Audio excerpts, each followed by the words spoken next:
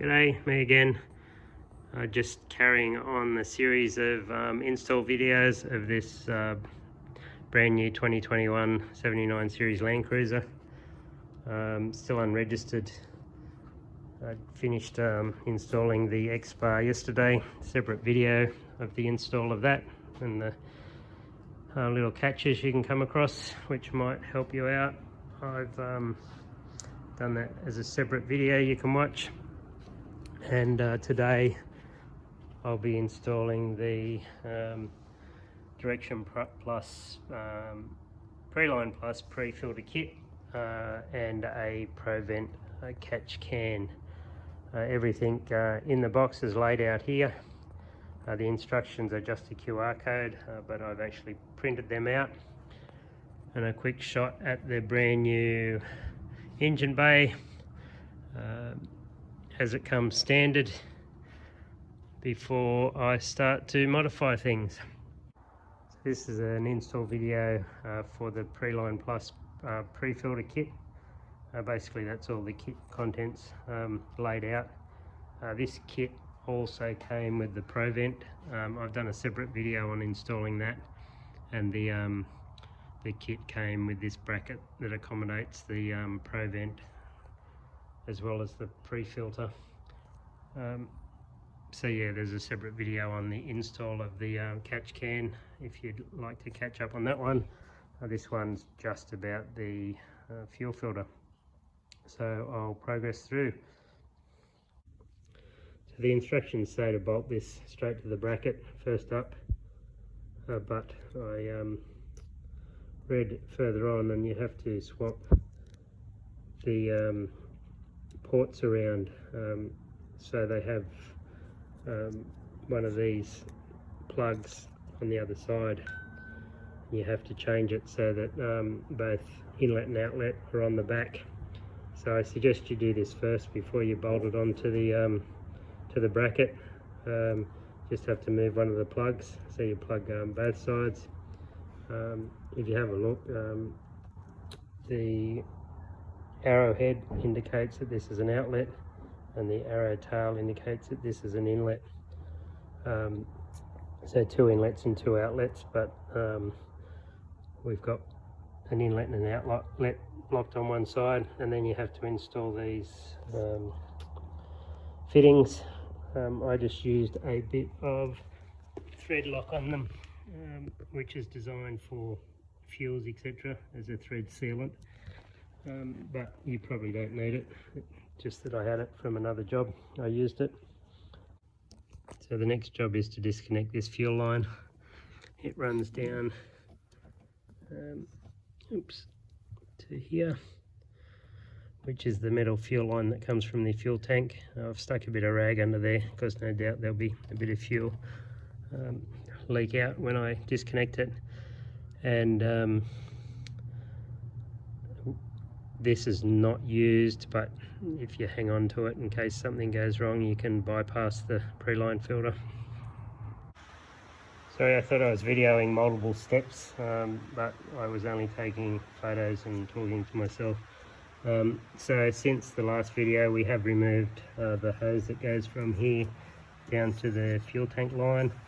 Just be careful of this fuel tank line. You support it well. It is quite awkward in here and fiddly, but support it well when you're pulling and pushing on the rubber hose to avoid kinking this line.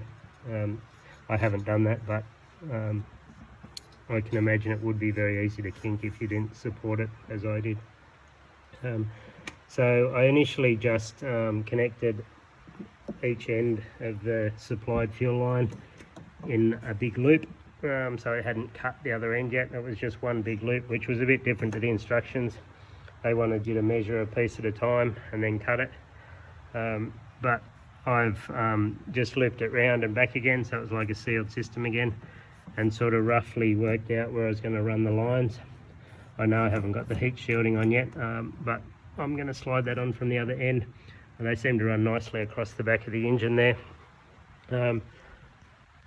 When I got to this side, this was still obviously connected in one big loop, and I just just gave myself a bit extra than I thought I needed, and cut the piece out of the loop. I now need to thread the heat shielding over the top, put the fittings on the end. I'll tidy up that bit of on the end of the fuel line first, but I'll put the fittings on the end, and then they just need to screw under here. I've only roughed all this in. This is all loose. I still want to mount the diff breather here somewhere, so I may need to pull these brackets out to drill them. Hence I haven't actually done it all up yet, but we're getting there. There is a separate video on installing this vent can if you're interested. So I've just been using a bit of silicone O-ring lubricant on the inside of the hoses to make it easier to slide onto the connectors. I was a bit worried about it. I thought it might cause them to slip off, but I wanted to cut this hose a little bit shorter, and when I tried to pull the connector out, I basically had to cut the hose to pieces to get it to come out. So don't be concerned about using a bit of lubricant to make them easier to get on. Just a couple of points about running your fuel lines. The one coming out of the fuel tank from underneath here should run at the back, so that when it comes around the corner it goes into the correct side of the Preline filter over there. So do the crossover here. It's tidier than doing the crossover on the other side, so bringing it up on the outside.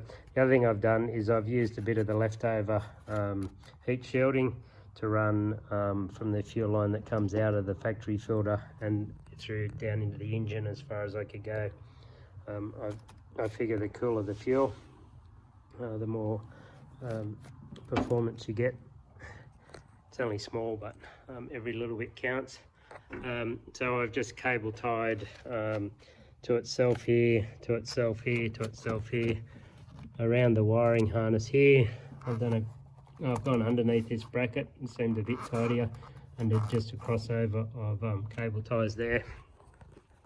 And on the other side here, I've come underneath, I believe these are the heater lines, underneath the heater lines to try and stop them touching anything that's going to be a little bit warm. So I've routed it underneath here. This brake booster is getting replaced, and I suggest the other one might be either fatter or a bit rounder.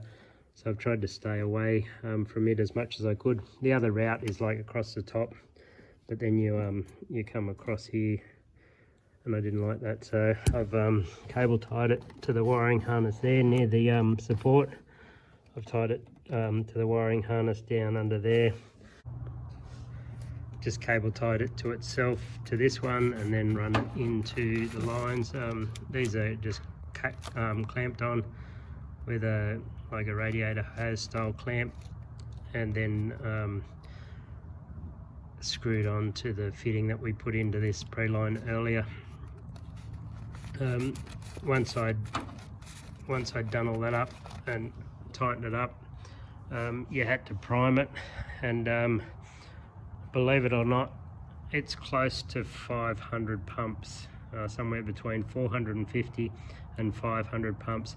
I didn't pre-fill the filter with diesel as they suggested, on account of I didn't have any except what's in the tank of this, and that's not much actually.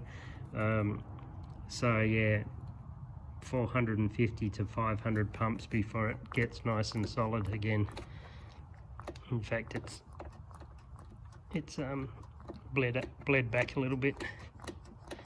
So yeah, I'd say close to 500 pumps, and the next thing will be to start it and see if it keeps running.